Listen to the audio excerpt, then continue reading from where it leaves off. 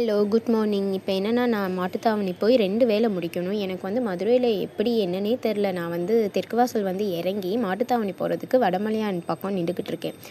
Loose மாதிரி நின்றுட்டுருக்கேன். அப்புறம் ஒரு ஆட்டோக்கார அண்ணா வந்து, இந்த பக்கம் நிற்கக்கூடாதுப்பா, நீ வந்து ரோடு கிராஸ் பண்ணி போய் அந்த பக்கம் நில்லு அப்படின்னு சொல்கிறாங்க.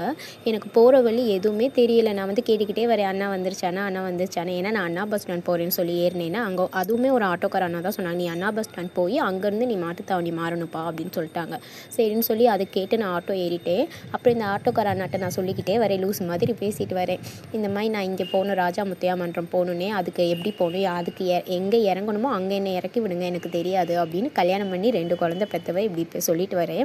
அப்புறம் உண்மையாகவே நல்ல மனுஷன். அந்த அண்ணன் என்ன பண்ணாங்கன்னா, நானே கூப்பிட்டு போகிறேன்ப்பா அப்படின்னு சொல்லி அந்த வழியாக அவங்க போய் அதுக்கு அங்கே போகிறவங்களெல்லாம் ஆட்டோவில் ஏற்றிக்கிட்டே தான் வந்தாங்க. அப்புறம் ஒரு வழியாக கரெக்டாக நான் எங்கே போகணுமோ அங்கேயே இறக்கி விட்டுட்டாங்க. ஆக்சுவலாக அவங்களுக்கு பெரிய தேங்க்ஸ் சொல்லணும். நிறைய ஆட்டோக்கார அண்ணா எனக்கு ஹெல்ப் பண்ணுறாங்க. அப்புறம் இங்கே வந்து இந்த ஆர்த்தி ஸ்கேனில் வந்து ரிப்போர்ட் வாங்கணும்னு சொன்னோடனே ஒரு 10 மினிட்ஸ் வெயிட் பண்ண சொன்னாங்க. நான் என்ன பண்ணிட்டேன்னா, அந்த ரிசிப்டை கொடுத்துட்டு நான் நேராக கார்ப்பரேஷன் ஒர்க்கு முடிச்சுட்டு வரேன் மேம் அப்படின்னு சொன்னோன்னே, அவங்களும் சரி போயிட்டு வாங்க அப்படின்ட்டாங்க.